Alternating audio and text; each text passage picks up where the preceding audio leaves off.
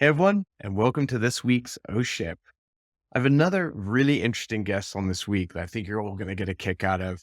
Ross actually started as an engineer and became both a company founder and an early stage technology investor.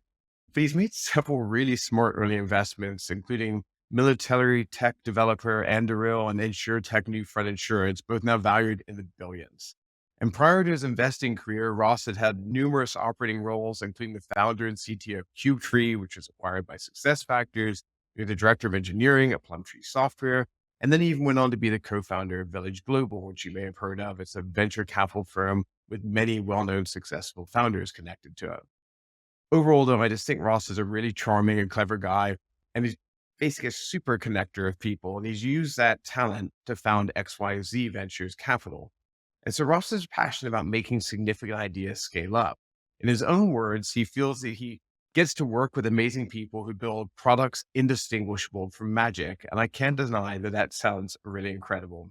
So today we're going to actually talk to Ross about what it means to build incredible businesses, which I think everyone who watches OhShip knows is something I'm really passionate about as well. And with that, here we go with another week of OhShip.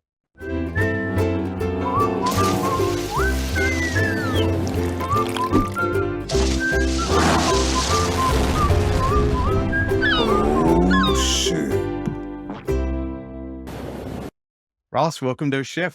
How are you? Terrific to be here. Thanks for having me, Freddie. Well, I really appreciate you finding some time to talk to us. You got a really cool background. I hope did a sufficiently good job at setting you up, but I feel like some people, I've done a ton of research on you over the years. I would love for you to tell our audience a little bit about your background, maybe a little bit about like what your journey has been to being a venture capitalist. Yeah, you bet. And thanks again for having me. It's always fun just to share these stories and see if they're interesting to folks. For me, the journey to being a VC and being part of like different companies getting built was really unexpected. I'm based in the Bay Area. I originally came out here as a core engineer for Netscape, working on the browser and security systems for them years ago. I ended up working for a pretty wide set of companies that came out of the Netscape diaspora. For those that don't remember, Netscape was among the very first browsers, and really it was such a pivotal part of the internet. To interject, I mean, I think for people to appreciate, I would argue that it was maybe the turning point that made a lot of people make the internet web really easy to access for a lot of folks, at least in the beginning stages. You cannot understate the importance of that technology, Yeah. frankly. Yeah, absolutely. I mean, and the IPO was this tremendous event that arguably kicked off the beginnings, the sort of kindling that was even the layer.com bust. So it's such an important thing. And actually, maybe at the risk of moving slightly to the left for a second, one of the things that was crazy about Netscape is you had this company, this just doesn't exist anymore. And there were maybe, three people over in this corner. They were like, we weren't sure if this was a business and maybe we should sell it. And that was like a proxy server team. They end up being like, probably, I don't know, how big is the CDN business? Like, $100 billion. And the LDAP team, LDAP was the early part of Active Directory, the identity system on the internet. And for companies, again, 4 people, Tim House and his crew coming over from Michigan. And so you had these little pockets. You didn't realize you were just inventing the internet, but you're inventing whole industries. And there's a whole other story. Frankly, more entertainingly, I think not even realizing you're creating entire industries. 100%. 100%. You're like, that's a cool idea. Yeah. Might be like a multi-billion-dollar industry one day. It's 50 years later. Yeah. And that's a whole other thread because I'm like a little woodchuck in there, just happy to be writing some code. But you can also see the business aspects now from that. Like, there were real wounds that happened to Netscape because of its lack of focus. And there are books and books and books have been written about this. And there were also incredible moments like Mark Andreessen, as an example, was many things, including starting, Netscape with Jim Clark and the teams. But he also was very early internally realizing the website mattered. All these things that we think are obvious now was not clear at the time. And he saw the website had value as we pivot away from the browser. Like it's a really interesting, like these minor inflections within that company are just tremendous. So a really interesting place to initially grow up. I'm sure it had a huge impact on your journey overall. Tremendously. And then, so I went from there as engineer to Tell Me, which came out of the Netscape diaspora, which was a really exciting company in the telephony space. It was applying the internet to telephony. Also a really interesting journey both because they were rocketing up. It was like, tell me VMware and Google were like the big companies. Some of those ended up working out. Tell me later to be a $1 billion outcome to Microsoft. I mean, really the journey from consumer business, which was not actually a business, again, a whole other story, to finding a tremendous enterprise business. Again, take a minor detour, a really fascinating story. Tell me, because, a lot of folks right now are experiencing a downturn for maybe the first time. And tell me went through this in the dot-com days. Tell me lots of money, lots of talent. But this consumer business thing makes sense. And they pivoted into being an enterprise business. And one of the things I always credit the team from and really learned a lot there was because when they made that pivot, it had a huge amount of precision. They said, the plan is now the 20 enterprise customers, $1 million each, 20 and 20. And I still remember the experience of being in all hands when they announced this and people ask questions, another question, third question. And Mike, the CEO, says, like, this is the strategy. If you don't want to do it, you can leave. And it wasn't in a mean way. It was like, but it was very clarifying. And actually right now, it's a lot of what we're talking to companies about doing that. Not like just cutting and we're surviving, but like, have a strategy. And this is what we're doing. And that's the path forward. Having That's some also focus. what you feel it a lot right now. Lack of focus is a instantaneous way to create a ton of waste. Running a company, especially bigger ones, got a healthy dose of cat herding involved in it, I think. Yeah, absolutely. But I digress on the journey here. I ran a big part of engineering at this company called Plumtree, which created the corporate portal space, which is just tremendous. A story of me at the importance of networks. So the Plumtree was a company that had these incredible talent. The CEO, John Kuntz, is now one of the leaders of PayPal, Glenn Kelman, the CEO of Redfin, Jay Simons, the president of Atlassian, and then many, many notable entrepreneurs from David Myers at Databricks, Noam Levinsky, like these tremendous talent pool. It was really, really wonderful set of people. And I really learned a lot of engineering leadership from being there. I ran on to help manage a division of Symantec in the anti-spam space. And then this is sort of the peak of my leadership, running large orgs. And I took the detour that so many people have done much better than me. And I started a company in the enterprise collaboration space that you mentioned called CubeTree. And really the market timing and the idea was correct, which is building a Facebook, but for businesses, and scaled up that business and ended up selling it to SuccessFactors, which then very quickly got bought by SAP. So a hard, but great experience. You've had a hell of a run, man. What? Hell of a run. Yeah, it was great. That was like 13 years ago. Sold that. And then this is where I started venture. So long wind up, but the process I went through, then I ended up in a venture by lucky happenstance, a guy named Mitch Kapoor. Mitch, the founder of Lotus 123. Yeah, of course. A tremendous human and also an angel investor before that was a thing. Yeah. Now we think, in fact, many people in the audience, I'm sure, are angel investors and have had successes and challenges, putting money to work. This was not a thing 15 or 12 years ago. Yeah. And it was like Mitch, Ron Conway, Iden, who runs Felicity, was running around with a couple of his own bucks. Like first round had just gotten started. And I had the good fortune to come in. Mitch was scaling up what he was doing as an individual in the K4 Capital and worked there for a number of years and just learned so much doing early stage investment. We also did, Twilio and Optimizely and LendUp and Clever and Formlabs and really, really interesting businesses, many still scaling. Then I went from there to Canaan, which is a $6 billion multi-stage, multi-sector firm. Great folks. So you kind of cut your teeth with other firms basically before switching. Yeah, you go from your end of one, your business works to like, oh, you see another, like it's different. And to maybe to your point, it was really different. Like here, actually, Canaan is a really strong A-round firm. They do seeds and some Bs as well, but really, really strong, like looking at mature businesses or starting to be mature. And one of the reasons that they led to me starting XYZ was because I didn't want to do mature stuff. I want to do crazy people. So I ended up wanting to go even, earlier back to what we've done at K4, more so. They still do some of that, but more so in XYZ, back into individuals at the idea stage and getting very, very involved in those companies. And that's why I ended up going and starting that fund. If you don't mind, I would say one more thing about that. It was interesting. Yeah, go for it. I think with starting companies, even starting small businesses, what your family's done, my family's done, so much is realizing it's possible. And for starting funds, even when I was doing this, I didn't understand until I got close to another person starting a fund And then just like if you know someone who start raise venture capital or know someone that's straight up pet shop, like, oh, here are the steps. And then so I'm like, oh, I can do this thing. I understand, like, here's who I go talk to raise capital. And then you have a fund. And you have also the good parts, but they're realizing it. You also have the scary parts, which is like the minute you sign those docs, then you're doing it. And Mhm. like, Freddie, I've got your money. I've got my mom's money, literally other people's money. And the responsibility kind of kicks in and there's a little Yeah. inflection point there. But Yeah. anyway, but the interesting thing I always think about is you see the little bit of the path, you can get on the path and you can keep doing that thing and hopefully be successful at it. What kind of drove the desire that you saw the opportunity? Or was it, the motivations like as an engineer, you're kind of a build like an inherently like a builder, you could Yeah. argue Yeah. like what's kind of going through your brain as you go down this journey It- in the beginning? yeah. In the very beginning, like so many things, there's kind of a nested set of feelings. Some is like you said, is I really am a builder. So I like making things, I have comfort making things versus doing them. And so that's where I was, able to think about making my own.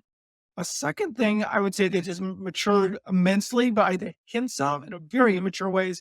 I thought I had a unique insight that was different from other people in venture. And I basically wanted to use that. And then the third, and this is embarrassing, but it's true for me in my journey. I'm a little prone to kind of stumbling into the next, great or fun thing to do, not from a company selection point of view, but from a, why am I doing this? It's like, well, it seemed like I was being successful. It seemed like I was being helpful. I was enjoying it. I'm, invigorated to get up in the morning. That kind of Yeah, like, yeah, yeah. like gives you more energy. Like starting, when we were talking before this, starting a video series, like, Yeah. and then you kind of just keep doing more of it. And venture has a bunch of things that kick in if you're doing it well, which is money kicks in, working with more companies and being part of their success kicks in. But it was not obvious to me, maybe in part because you give up other things that people maybe not don't realize is, for example, I really enjoyed leadership. I really loved hundreds and thousands of people working for me and trade-offs and career Mm. planning. You don't get to do a lot of that in venture. You're doing it through individuals and their exec teams. You're on that journey. Mm. But I always told this funny stories like when the company goes public and everybody's there celebrating, the venture person, this is fine. It's a fun job. But I'm like the speakerphone, like, good job, guys. Good job. Everybody. In the room, Yeah, they're yeah, different. It's just a different role. yeah. And that's something you give up. And so you asked about at the beginning, I was kind of working through all of this. And then what really happened is I had two companies I was so excited about, Nova Credit and a company called Legion, both actually quite big and successful businesses now. And I wanted to be involved with them. And I then went through this process of being able to get money from foolish people that were kind enough to give it to me, invest in these two companies. And I really kind of just got on that path. And that was, fun one started rolling in that basis. So I had all these attributes that led there. As I said, my engineering experience, where I'd been doing venture. So it's natural to keep doing it. I benefited from that. I'm in the early cusp of when everybody in God's green earth was starting a fund.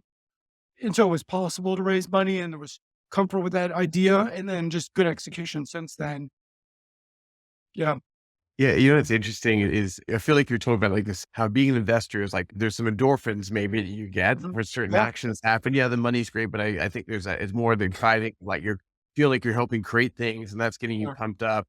But no job's ever perfect, right? You can feel like that and then you miss the more the managerial side. And sometimes when I look at my own world, especially with like some of the creative people that I work with, I feel like the more senior you get, the more you feel removed from like the work and you miss that craft that maybe made Yeah. you loved it something. Maybe it's like me, you think about being an engineer, you love coding, and then you become a CTO, as an example. Now you do more like performance management and Yeah. team management Yeah. than the coding. There's always something left on the table. I guess it's why they have that expression, craving, wanting to have your cake and eat it too. And it's Yeah. really, really hard to do.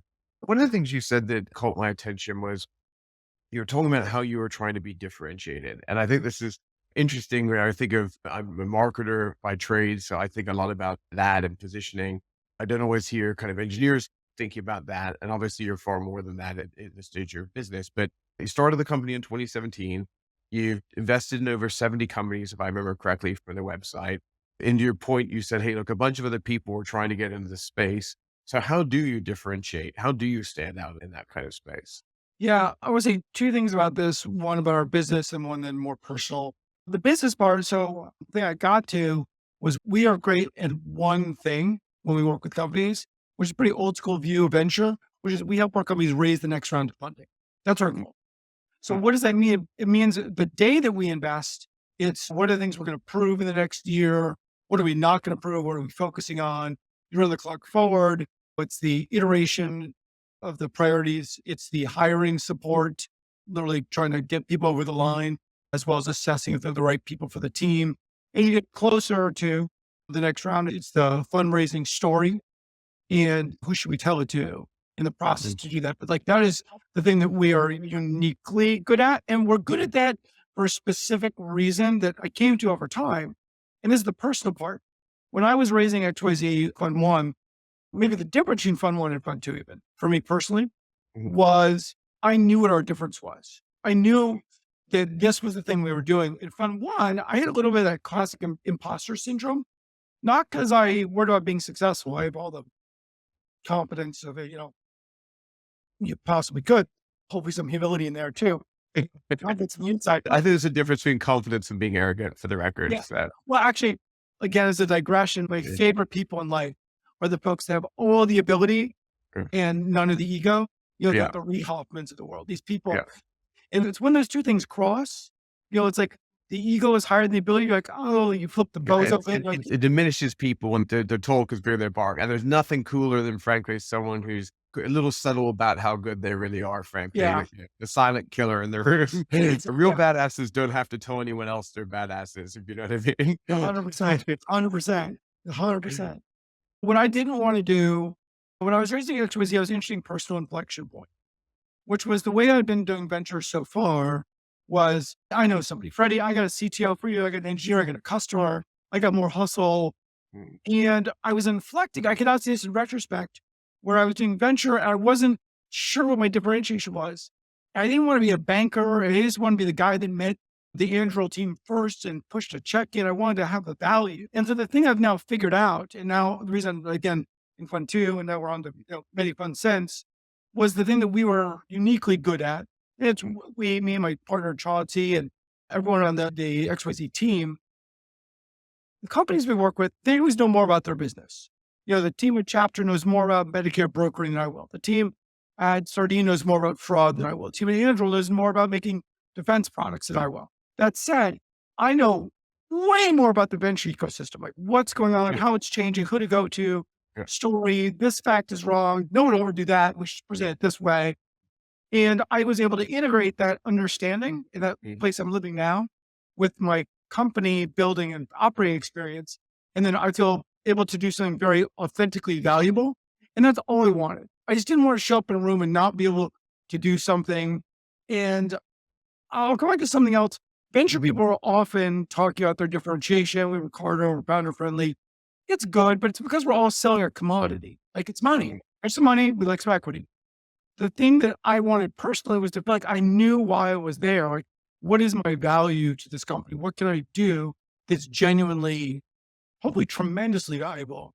Because that was what I wanted in the job. And I was able to find that over time and have enough iterations that now I know how to do that imperfectly, but do it consistently with companies. And are there any particular sectors you're really passionate about investing in?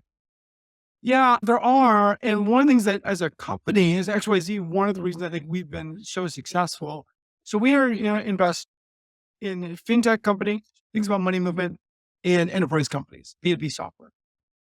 Within those, we've done is pick some changes in those industries that have led to very specific themes within them. So within enterprise, for example, we now, and for a long time, over 10 years, have been really passionate about doing public sector Hmm, investments. So public sector just means, money the government spending versus enterprise, which is money companies are spending. that's interesting. What made you lean in there? It's a deep personal desire and then opportunity. Personal desire is, I think for all of us, so much comes back to our families. My grandfather was Assistant Secretary of Defense under Kennedy and Johnson, a tremendous mind, spoke 12 languages, multi Amazing. PhDs under Fairway. Oh, yeah, yeah. Like you're just, Next all level. these things, Next, you're you're never the going to go. quiet badass. Oh, I mean, also like a tiny short man, intense as shit. Like, Yeah, his love it. congressional hearings, he's like yelling at people. Awesome. And I knew him very well. I knew him later in his life, but he was just deeply wise. He was just tremendous guy, books on it. And I'll never get there. Just no chance. No Sure. chance I'll get there in terms of accomplishments. But it's the aspiration, the different in the distance. And so I grew up outside of DC and I had the interest in public sector. And the second thing that happened was really just an opportunity. I was very close to the founding team at this big data company called Palantir, Mhm, which uniquely did a lot of work in the public sector, still does, mhm, public company. Yeah. And so this was the opportunity, which is by, seeing them execute. I'd done stuff in the public sector all the way back to Netscape. I was selling to the mhm. government. As a leader in learning about how the government buys things and what they need, I got to learn that through Palantir. And now we backed well over 25 firms. There are people coming out the Palantir diaspora. They've been educated in how the government needs things and how we can provide solutions for it. So Anduril is one example, one of the highest profile example of this. Anduril is a new defense contractor, and its goal is to make the most important technology advancements in the world available to the government for anti-drone systems that keep people on the ground in Ukraine safe and keep our own Very troops. cool.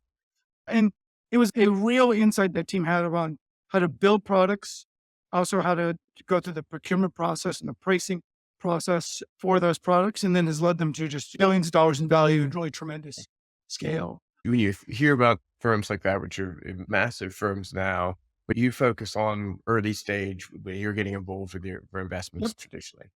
When you look again across all this experience you've had, not just for your own career, but also again, all these companies that you've now invested in, I think one of the things our audience would most benefit from is kind of hearing like, what have you learned? Like, what are some of the best tips that you're either you've sharing with your investments to be more successful, or frankly, you're maybe even learning from the entrepreneurs that you invest in.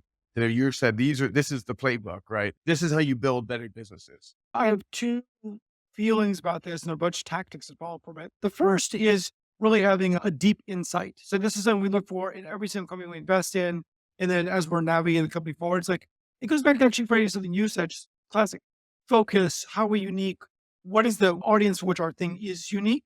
I don't think you can understate how important this is. So when we first back a company, what we're looking for is what is this deep insight about a market that is shifting that we can see or the company can see. It almost even at that point doesn't matter if we think we can get I mean, use a bad metaphor, but we are a surfboard on that wave. It's like, can you see it, the wave is happening? Is it shifting? Is the Hmm. public sector motion going to occur? We're building fintech infrastructure. Can you see that like there are going to be more fintechs and they need new unique tooling to enable their fraud decisioning systems or whatever it is? Like you see that wave coming, and the wave it comes from just real education, talking to customers and seeing a constant unmet need. The reason I bring this one up is because I think it's true in every market. We have companies right now that are growing into their valuations. Long story short, in the venture market, expectations have gone up and valuations have come down. So you have businesses that need to keep growing into their last round of value, right? So an example of this focus is figuring out you're scaling a business from 7 million to 17. Well, who really loves you and you can build more for so you can make more money for those existing customers? Because that's a real cost efficient thing to go do versus going and getting new customers. And so again, you're sort of peering into your existing customer base, saying, what else can I do for them? It's always a lesson. It's a very simple thing, but I think it's always a lesson. One of the things I think you see, especially in early stage, especially if they're trying to create something new, Yeah. versus maybe a micro innovation on something that's there.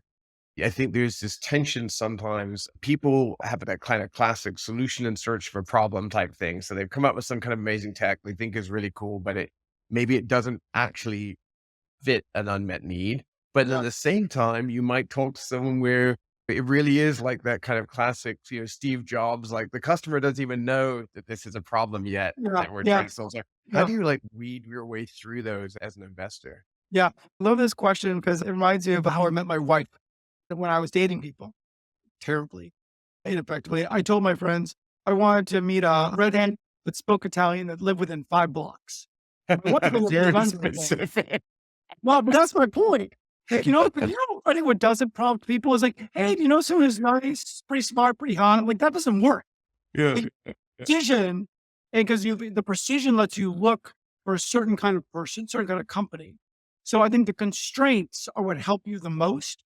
So to answer your example, when we're working with founders, whether we've invested, we're trying to scale the business, improve things, or whether and before we invest, we're saying, who is this small audience that wants exactly the thing that we're doing? And then can we deliver this tremendous result for them? It almost never kills you that there's not enough people. Later, we can talk about this. There's a question of TAM, how many people want to buy this thing? How big is your market? But I'll tell you, that usually comes up when something is like, just to pick a number, north of 20 million in revenue, north of like you're scaling a business and you're those questions. Like if two people really want something, there's probably four and there's probably Yeah. 40 Yeah. and there's probably I mean, the 5 block Italian speaking redhead is a pretty limited market. I'm just saying. So what point does it become interesting? I'm obviously kidding, but like, when does it get interesting to a venture capitalist, in your opinion? Let's say in the B2B enterprise space, I think is kind of But interesting. it's predicting what is changing in that market. So let me give you another example. We're investors in a company called Hex. Hex is a tremendously valuable company for data scientists. And let me phrase it to you one way. It's collaboration around data. It helps, BI teams move more quickly. That was a very generic, very broad description. Under the covers, what's made this company so successful is they in a intimate focus on initially we have our Python developers and data science teams. They need to show their work to their boss or other teams. And we built an incredible reporting dashboarding system that lets people iterate like Figma. Figma was a design tool that you could Yeah, yeah, I show. love it. We're Figma users. Yeah. So this exact same concept applied to data science. And they walked that and then they realized like, oh, that actually to do that, you're missing a ton of things, this caching system, infrastructure, and they made it amazing. And then they went for Python. That's actually kind of a small market to anyone doing SQL and sort of opened up to every Excel person. And so the product just moved in that way. And so I love this example. This team is tremendous, but also because they started in a space that's field generic, BI data science. There's 1,000 of those companies and they had done this execution and this expansion. So while they started with something that sounded like, small and maybe even small, like don't a lot of people do that. They found unique things they did and they were able to walk it up.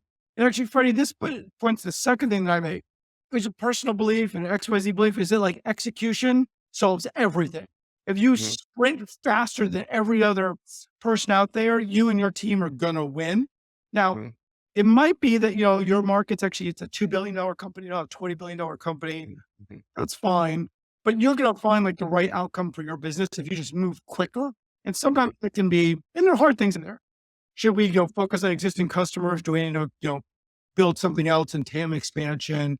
Those are hard debates. Like, have we fallen into a ditch or is this just a, Mhm. a little dip in the turn, a dip in the road? But really, if you keep executing with velocity, features Mhm. getting out, customer discussions, like you can drive forward. And that's been a second thing, which I think can't be understated, is so you see that insight and then you move like a crazy person to whatever's the next logical thing to go do. I don't You know. mentioned earlier kind of that obviously it's a trickier time now. Valuations are going to be lower, a little harder to raise capital. Going into that kind of market, if you're an entrepreneur, Yep. what are some tips that you would also maybe give so people can run better businesses that are also thinking about maybe raising their first or their next round?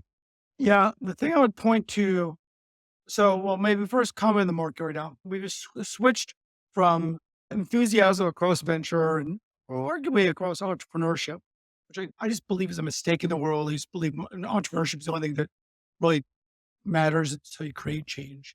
But we moved from excitement to skepticism. So that's just what's going on. There's also an economic change that's happened is the multiples in the public markets came down. So everything kind of came down with it. And there's some venture teams that are maybe underpaid or people are nervous about their jobs even. So that's the vague shift that's going on. So people are looking funded.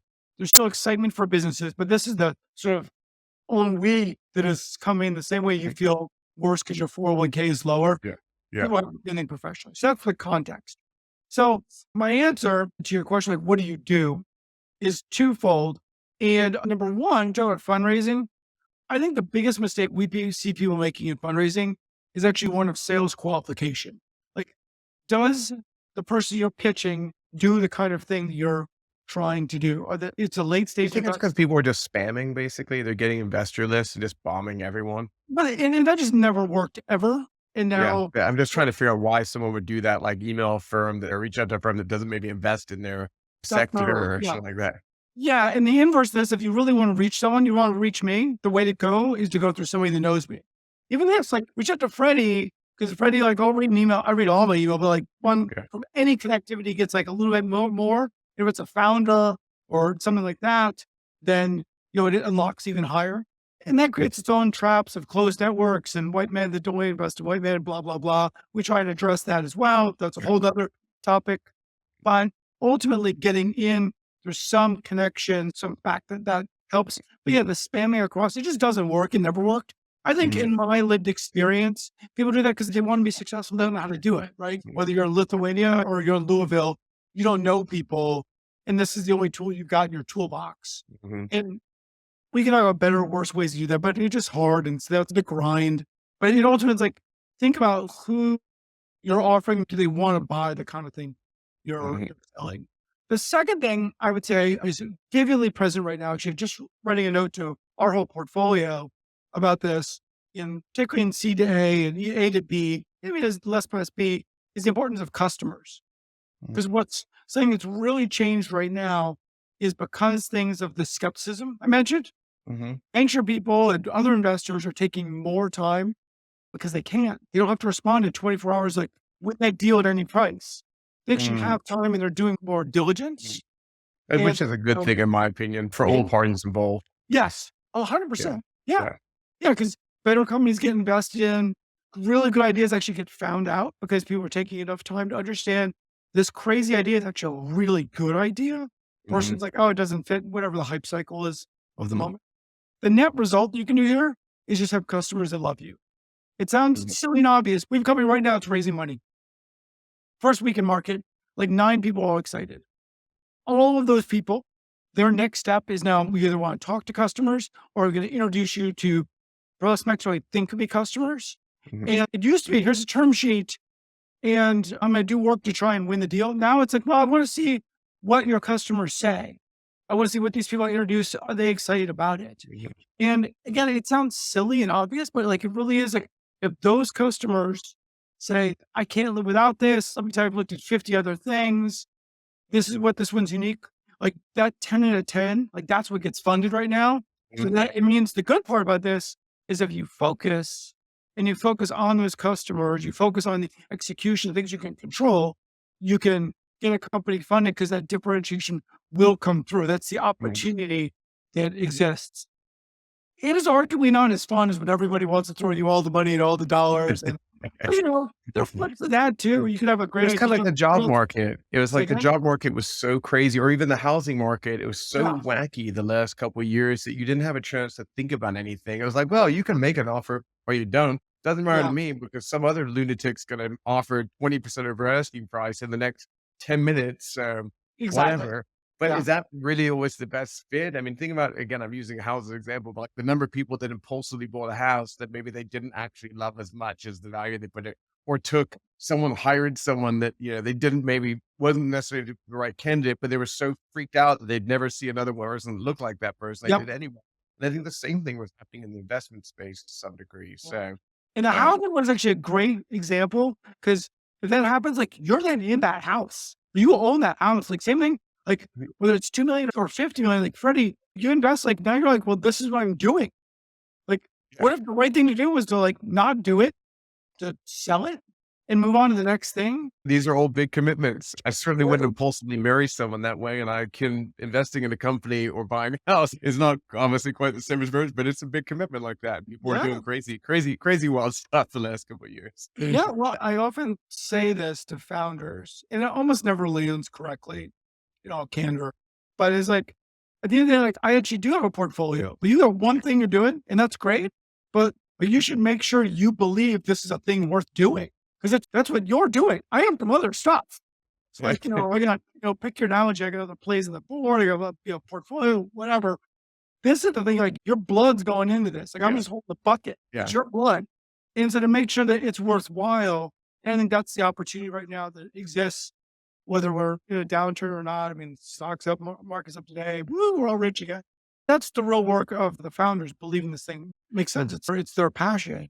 And then related to that is it's not just as many smart people say, it's not just passion. It's like you uniquely see how your thing is going to matter and therefore how you're going to find your customers and then drive it ever faster forward. And that's just the journey that we're on. It's the journey every single company is on. We have another company that's been tremendously successful selling to the world's largest, like Fortune 100 company, $1 million deals. It's great. That said, those deals take a long time to close. We're trying to find velocity. So this company is now going through change or going through a shift. It's not a big shift, but it's an important one. How do you find velocity? How do we find mid-sized customers who buy the product faster, given all this good assets the company has? They have like big brand names using it, but they've got to develop a new motion. And it really is like a whole new gear to build into the company.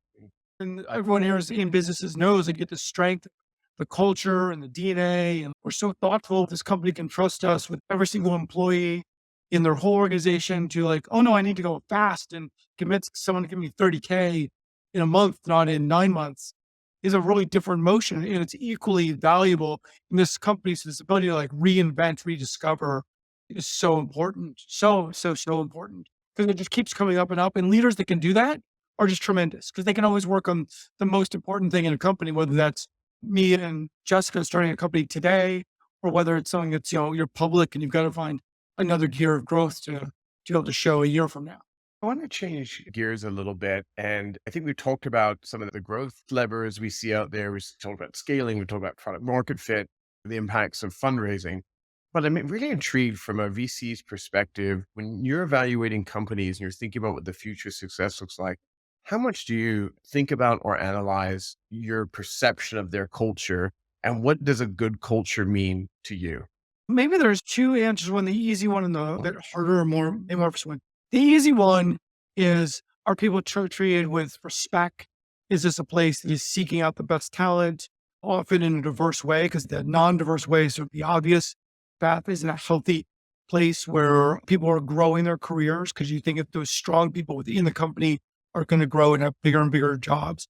Palantir is one of the reasons it was such an exciting business is because you could see that there's a place that didn't really talent grew up within it.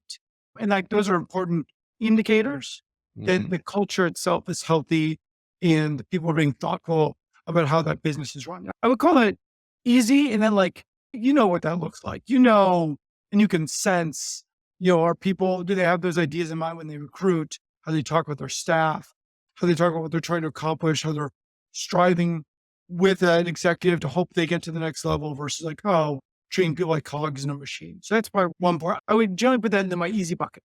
The hard bucket to assess, and equally important though, is what does the culture mean you're uniquely good at? So years ago, before they were public and visible, I used to always compare Dropbox and Palantir. Completely opposite businesses. Dropbox couldn't build an enterprise motion to save its life. It tried to do it 10 times, but it had this immense adoption cycle because the referral motion, the value of the product, beautiful design, meant like just millions and millions of people were adopting it. Palantir couldn't get out of bed for less than 10 million in a deal. Totally different DNAs. And so what I think about is like, what is your unique DNA? And actually I already talked about this a little bit. This other company had large enterprise DNA and now needs to, add this other DNA in. But it's like, so what I think I was like, what is the company uniquely good at? And how is that DNA getting designed? And that could be like, are we a culture that is intimate to our businesses? And let me tell you about how we not only have a Slack channel, but like I get on the plane, I go see them immediately because I have to learn that way. Yeah. And that's different from people that are like, we do hard things and we know this is an impossible problem, but we're going to go build a battery swapping solution involving 5 robots. It'll be on the Today Show. You drive your Nissan Leaf in there and it swaps out all the batteries. It's amazing. But it's a technical challenge to think, let's even be done. And that's why it's a different DNA. And so what I think a lot about is like trying to figure out, like, do these people have a unique DNA for ultimately usually distribution? Like, that they're thinking about get built and get put out into the world through partnerships, through marketing, etc. How's the culture uniquely set up to win? That's cool. I like that. It was an unexpected answer. So it's time, Ross. I have to ask you for an OhShip story. For those of you who have never joined OhShip before, a lot of the original premise of the show was getting a chance to talk to guys like Ross who have had some great successes in their career and in their investments and things like that. And then kind of say, you know what? It's not always a straight path to success. It's not always this point A to point B. It's very rarely is a straight line. And so I'd love to get these opportunities to ask people, hey, look, what's a moment in your career where maybe things went a little awry or things were hard for you? And how did that shape you? How did that change you? What did you learn from it? Maybe that's an inspiring story. Maybe it's just a learning story of, just how you thought about stuff. Maybe it's just a moment of humanity, or sometimes they're really funny. The floor is yours. It could be anything you want, but I would love to hear kind of an OhShip experience from your past, Ross. Yeah, but I love this is the focus of your discussions because it's part of what all of us experience. Like you think like overnight success, oh my God, me and this person, or Right. hearing their story, then under the covers, it's like, oh yeah, it's freaking like craziness and bunking on typewriters and whatever. I have many of these because it's those hard things that hopefully make you better, a better partner, a better life partner, all those things. But I go back to what I talked about before about the founding of XYZ. And remember, I mentioned earlier in this discussion that I had these two companies. I understand I could start a fund. I had this opportunity of these two incredible companies to be part of. The fundraising part, I mean, it was so hard and so lonely in every way. And I think about this empathetically a lot with companies that are raising money or raising venture money, because I was doing the same thing, but raising money from these limited partners that provide me Mhm. venture capital. And I made every mistake there is to do there. The most vivid one was I didn't do what we just talked about with sales constraint. I was talking to anybody. Freddie, if we, we're chatting about, hey, you got $10, I got this venture fund, just put your money in. It's gonna be I mean, great. what? Yeah. The result of that, my ownership, I can see so clearly is actually exhausting myself because I'm pitching everybody something they don't necessarily want. And it was a bad feeling. And it was hard. And it was the grind. And it was so lonely. You really feel like you're just out there doing this thing. It's the flip side of like when you make something, it's like, well, let me tell you this the journey of the mythical man up on the hill and you've done it.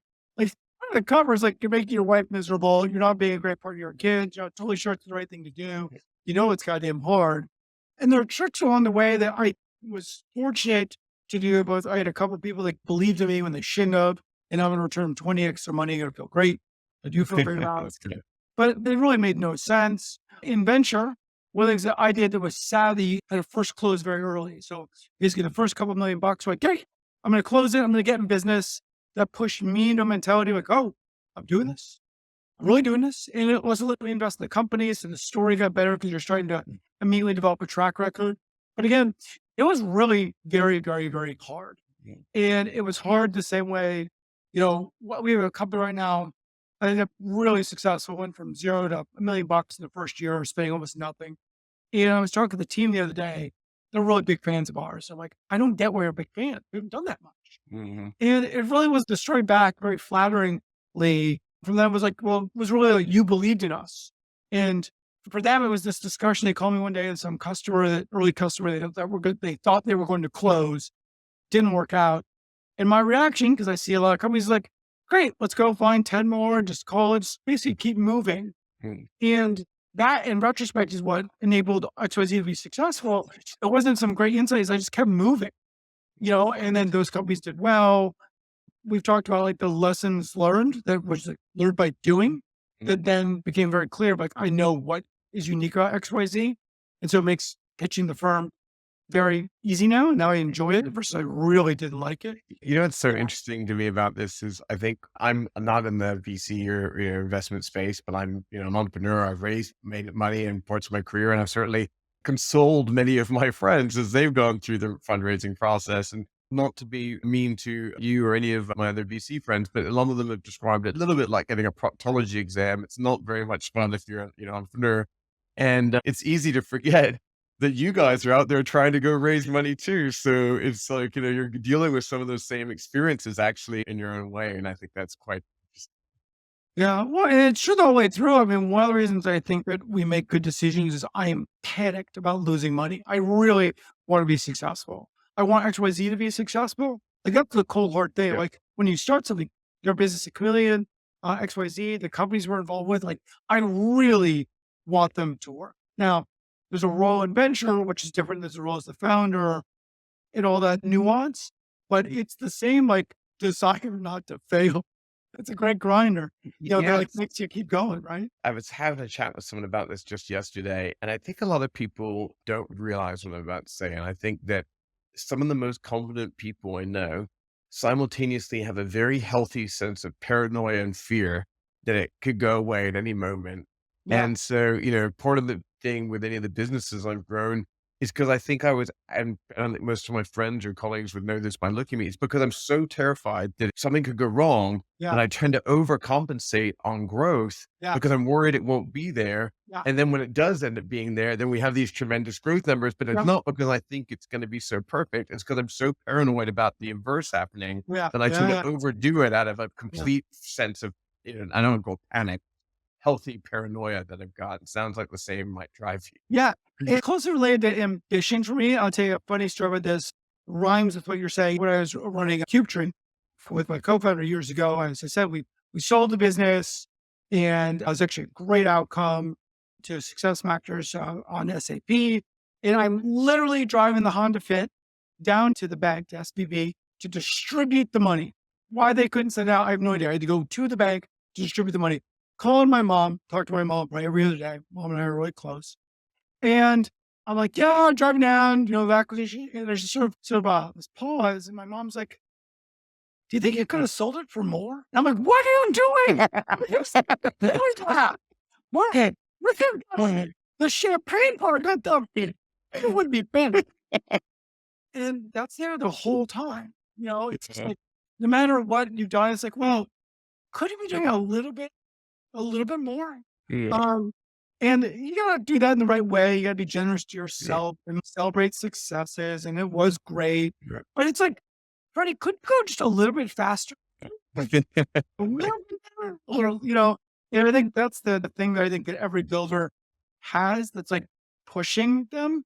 And it can be a part of their identity. It could be keeping up with the Joneses, and that can be broken. Yeah. But it can also just be like, I want this to exist. And I want Yeah. it for my employees, my customers, Yeah. investors. So it's I love that. It is a perfect, I think, place to jump off. Before I kind of jump in with you, Ross, I just want to thank everyone who's been tuning in this episode, whether you've been listening to us on our streaming channels, on audio only, on Apple Podcasts, Google Podcasts, whether you're tuning in via the web series on YouTube or LinkedIn or Facebook or any of the other places we stream. Thank you, thank you, thank you. If you want to learn more about our ship show, go to shipshow.com. You can see the links to all the different platforms we're streaming. Easy to subscribe. The best thing you can do to support the show is give us a like, comment, share it with a friend.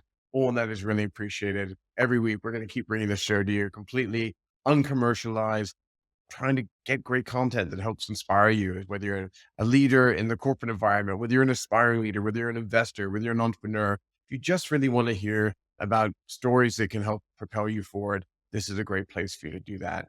Ross, I really enjoyed chatting with you today. If people want to follow and connect with you, what's the best places for them to kind of learn more about you or maybe follow along with you on social? Yeah, the best place for me is probably LinkedIn. So track me down at /Fubini, or just look up Ross, ROSS Fubini, FUBINI, or XYZ Venture Capital. Awesome. So check them out. Ross, thanks again for your time. I really, really enjoyed it. I hope we get a chance to again connect in the future. Good conversation. You're an inspiring guy. You got some real fun stories, a lot of insightful tips for folks. Everyone, thank you again for tuning into OhShip. Ross, I will catch you in the future, and we'll see you next week on OhShip. Tremendous. Thank you.